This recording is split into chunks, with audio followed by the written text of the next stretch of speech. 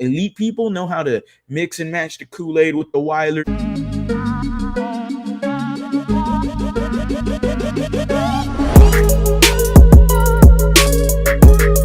What is going on, everybody? Welcome back to a brand new episode of The Lead. Your host, as always, Harley Dugan. Let's get into this. Ladies and gentlemen, the Houston Texans were mentioned in an article in The Athletic. The Athletic is obviously a national media article source where, many people get on there and it's a lot of national media talking heads, one of them being Diane Rossini, formerly of ESPN, NFL Live. A lot of people have seen her. This isn't nothing new.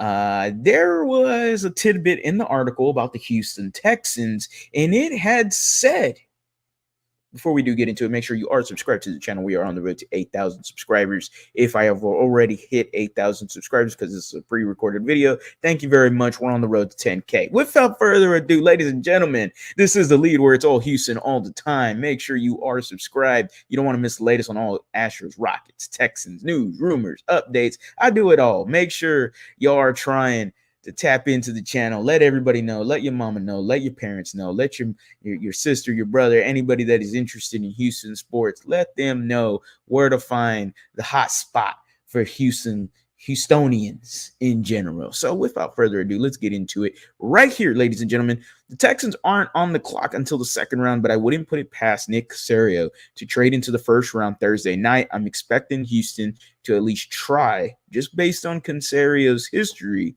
I didn't know Caserio had an N. I pronounced it with an N. He traded 8 times last year and 7 times in 2022. We'll see if he starts calling Thursday. Now, immediately, boom, I went, Jon Newton, you could be a Houston Texan. I have no problem with him whatsoever. A lot of Texans fans have jumped on the train with me when it comes to all aboard Johnny Newton. Johnny Newton or Jon Newton. He wants to be called Johnny Newton now. He is a badass defensive tackle from Illinois. Let's just put it that way. And he was a top 15 pick, according to Joe Leone, who's a draft analyst expert. A lot of y'all did not like that video because he did mention offensive tackle being the option at 42. But without further ado, he did talk about Jon Newton being a top 15 prospect prior to his injury. Make sure you can check it out on this channel down below. Make sure to check it out. You'll see it. And that's not a bad idea. It's not a bad one. And then the other option is Kool-Aid McKinstry, which if you also watch the same YouTube video, or you can check out the short where I did clip from that interview about him talking about Kool-Aid McKinstry. If he starts slipping, and it looks like Kool-Aid is slipping in this draft, no reason why. I have nothing that I know of. The Houston Texans could maybe potentially trade up for him, and I have no problem with it whatsoever. Call me Team Kool-Aid over here. I'm a big Kool-Aid guy. All right, better than Weilers. No, Weilers. Now.